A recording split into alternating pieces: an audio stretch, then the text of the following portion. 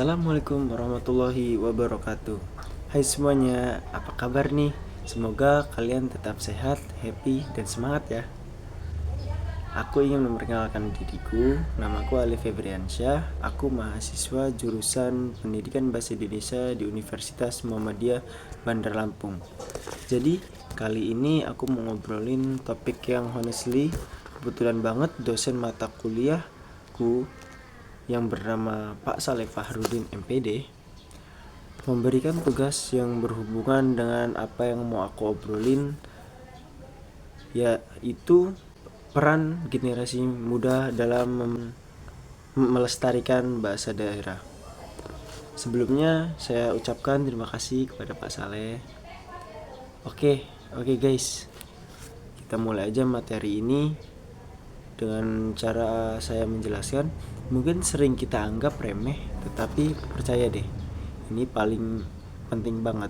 Yes, kita bakal bahas tentang bahasa daerah. Oke, sebelum mulai aku mau tanya dulu nih, siapa di sini yang masih sering pakai bahasa daerah, minimal sama keluarga atau teman? Kalau ya, kalian keren banget sih. Tapi kalau belum, don't worry, kita bahas bareng-bareng gimana caranya kita generasi muda bisa jadi pahlawan bahasa daerah. Bahasa daerah itu warisan kita guys. Tahu gak sih, bahasa daerah itu bukan cuma sekedar cara ngomong, ini itu warisan nenek moyang kita yang super berharga. Di balik setiap kata ada sejarah, budaya, dan kebijaksanaan lokal yang udah ada sejak dulu. Sayangnya kalau kita gak peduli bahasa daerah, kita bisa kehilangan itu. Dan kalau itu terjadi, kita kehilangan identitas, gak sih? Nah, terus apa sih yang bisa kita lakuin? Tenang aja, gak usah ribet-ribet. Ada beberapa cara simple tapi seru banget yang bisa kita coba nih. Dengerin baik-baik ya. 1. Ngobrol pakai bahasa daerah. Gak usah full campur-campur aja kayak bahasa sehari-hari kita. Yang penting kita tetap ngasih ruang buat bahasa daerah hidup di obrolan kita.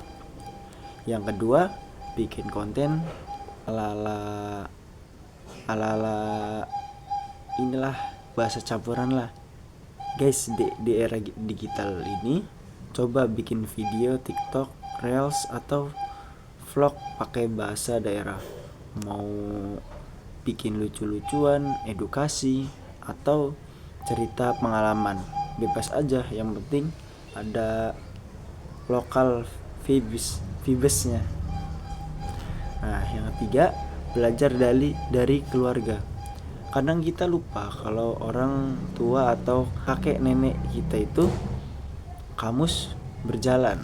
Coba deh ngobrol sama mereka pakai bahasa daerah. Selain bikin mereka happy, kita juga dapat ilmu baru dari mereka, seperti pengalaman mereka, ya gak sih?